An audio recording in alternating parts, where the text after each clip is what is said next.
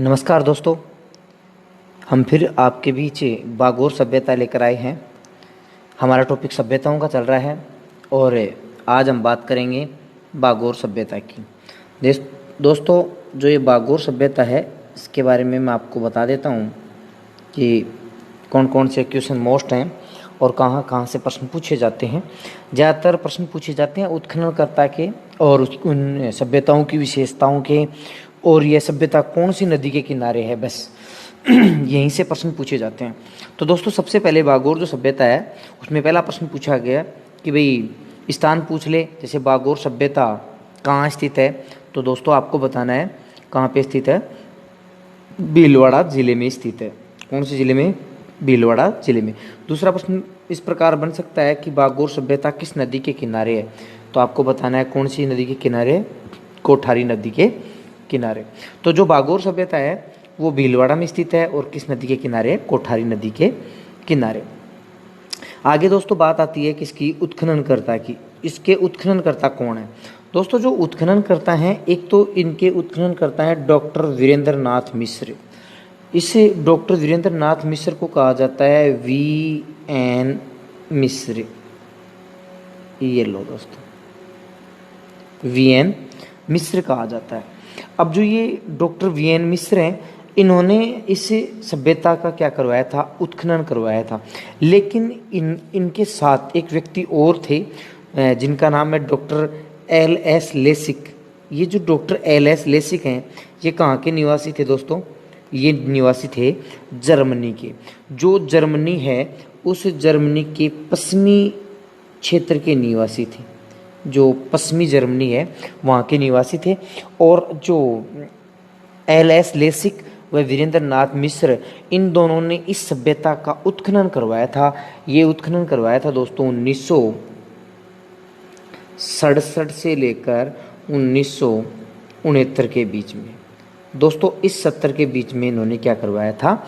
इस सभ्यता का उत्खनन करवाया था। उसके बाद में दोस्तों यहाँ इस सभ्यता के बारे में और जानकारी देखो, आगे बता देता हूँ मैं आपको इस सभ्यता के बारे में।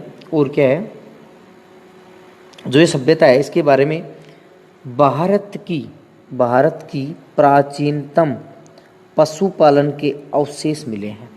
दोस्तों, जो भारत के प्राचीनतम, सबसे प्राचीनतम पुराने जो अवशेष होते हैं पशुपालन के, मतलब जिसमें हम लोग पशु वगैरह पाला करते थे, पशुपालन, इन पशुपालनों के क्या मिले हैं? अवशेष मिले हैं। अब दोस्तों कोई आपको पूछ ले कि कितने पुराने, तो आपको बता देना है 5000 वर्ष पुराने। कितने बताने हैं? 5000 वर्ष पुराने बताने हैं। फिर आगे बात करें इसकी, इस सभ्यता के बारे में।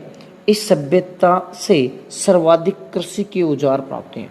दोस्तों ध्यान रखना, जो ये कृषि के औजार हैं इस सभ्यता से, अब किस प्रकार के औजार हैं ये?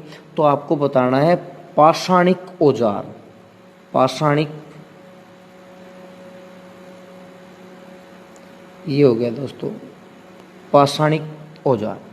किस प्रकार के औजार मिले हैं? पाषाणिक औजार मिले हैं। और दोस्तों राजस्थान में ही नहीं, भारत में सर्वाधिक पाषाणिक औजार मिले हैं इसमें। किसमें? भारत में सर्वाधिक पाषाणिक औजार मिले हैं।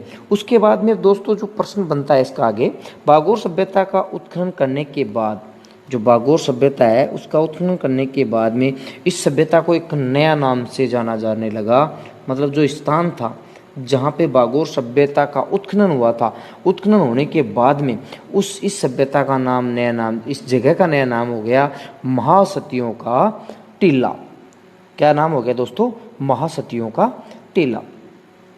इसी बीच दोस्तों जो महासतियों का टीला हो गया, दोस्तों जो बागोर सभ्यता है इतनी छोटी सभ्यता है, उससे कोई खास इतने ज़्यादा क्वेश्चन पूछे नहीं जाते। जितने क्वेश्चन पूछे जाते हैं मैंने आपको बता दिए किस प्रकार से क्या प्रश्न पूछे जाते हैं। अगर आपको कृषि के औजारों से ये जो प्रश्न पूछा जाए, देखो मैंने इसका बता दिया, पशुपालन का बता दिया था कितने 5000, और मैंने इस सभ्यता से सर्वाधिक कृषि के औजार प्राप्त हुए हैं। अब कितने औजार प्राप्त हुए हैं यह अगर आपको पूछ ले तो बता सकते हो आप, 14 प्रकार के औजार प्राप्त हुए हैं। ठीक है दोस्तों, ये भी ध्यान रख लेना। दोस्तों साथ ही मैं आपको बता देता हूँ, अगर आप हमारे चैनल पे नए हो तो अपने चैनल को क्या कर दो दोस्तों, सब्सक्राइब कर देना। और लाइक के, अगर आपको अच्छा लगे वीडियो तो आप लाइक कर सकते हो, ठीक है दोस्तों। और अपने दोस्तों में शेयर करो और सबको बताओ किस प्रकार से एक चैनल है जिस पे बढ़िया तरीके से समझाया जाता है, बताया जाता है, ठीक है दोस्तों। धन्यवाद, आपका दिन शुभ रहे दोस्तों।